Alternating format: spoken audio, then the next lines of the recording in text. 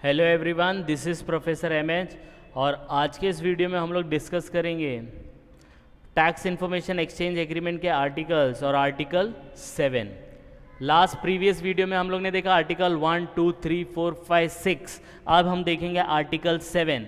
Article 7 ये बोलता है possibility of declining and request. हम लोग क्या कर रहे हैं, हम लोग देख रहे हैं कि टैक्स इन्फॉर्मेशन एक्सचेंज करने का जो एग्रीमेंट बनता है उसमें कौन कौन से टॉपिक कवर होते हैं, कौन कौन से आर्टिकल आते हैं। तो article 7 talks about possibility of declining A request. जब एग्रीमेंट बनने के बाद भी अगर किसी कंट्री ने रिक्वेस्ट किया तो वो रिक्वेस्ट डिक्लाइन हो सकती है। किस सिचुएशन में? पहला, following are the situation where request can be denied.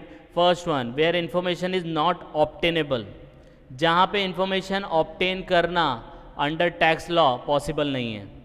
तो इंफॉर्मेशन ही ऑब्टेन नहीं कर सकते तो आप शेयर कब करो, कैसे करोगे? तो ये एक सिचुएशन है कि information is not obtainable, obtain नहीं कर सकते। दूसरा,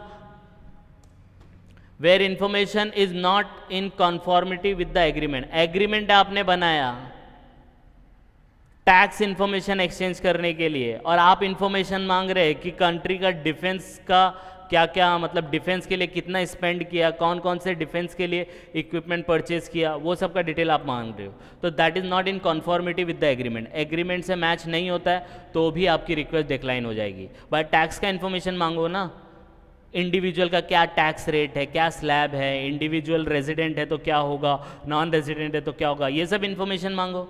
आप ये क्या मांग रहे हो डिफेंस के बारे में? तो अगर वो कॉन्फर्मिटी विद द एग्रीमेंट नहीं होगा तो डिक्लाइन किया जा सकता है। फिर बताया गया है कि where information would disclose secret और ट्रेड सीक्रेट। भाई हर बिजनेस को करने का एक ट्रेड सीक्रेट होता है जिसकी वजह से कोई भी कंपनी आगे फ्लरिश होती है, राइट। अब जैसे एग्जांपल के तौर पे KFC है, बराबर है।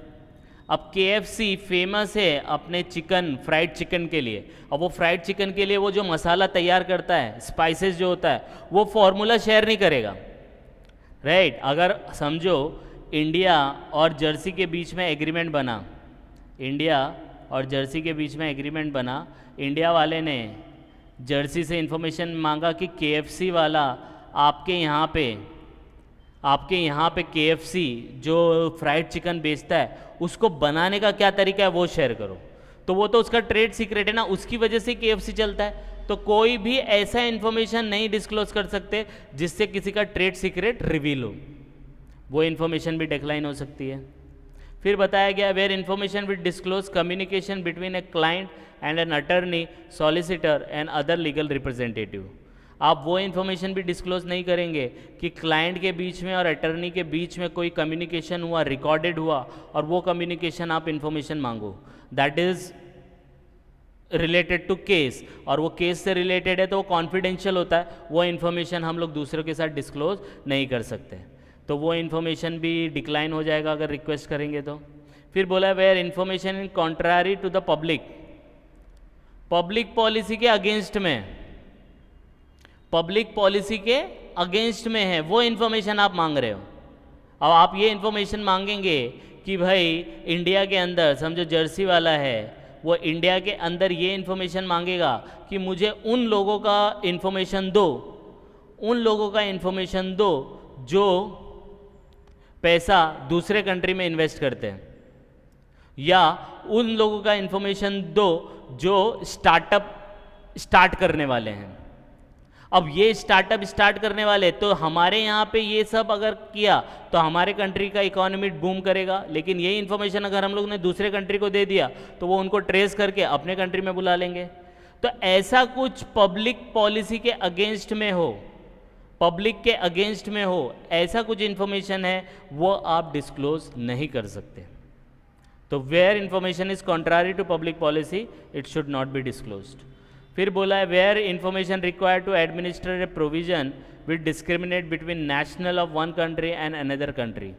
आप वो इन्फॉर्मेशन मांग रहे हो जो डिस्क्रिमिनेट करेगा इंडिया के रेजिडेंट विद नॉन रेजिडेंट, तो वो इन्फॉर्मेशन भी आप डिक्लाइन कर सकते हो, क्योंकि आपसे वो इन्फॉर्मेशन मांग रहा है जिससे ये हो रहा है कि रेजिडेंट को उसका अलग बेनिफिट मिलता है, नॉन रेजिडेंट को उसका अलग बेनिफिट मिलता है, या हो सकता है रेजिडेंट को ही बेनिफिट मिले, नॉन रेजिडेंट को ना मिले।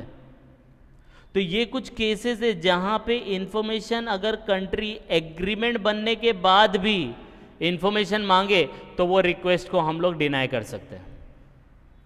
आई बात समझ में? तो ये होता है पॉसिबिलिटी ऑफ डिक्लाइनिंग रिक्वेस्ट। यहाँ पे हम लोग एक ही आर्टिकल करेंगे, धीरे धीरे आगे देखेंगे, 8, 9, 10 एक साथ करने की कोशिश करेंगे। आप इसको गो थ्रू करो, कुछ प्लीज़ डाउट आता है या कुछ ऐसा लगता है जिसको और इम्प्रूव करना चाहिए तो please comment, and please like and subscribe for more videos. Thank you.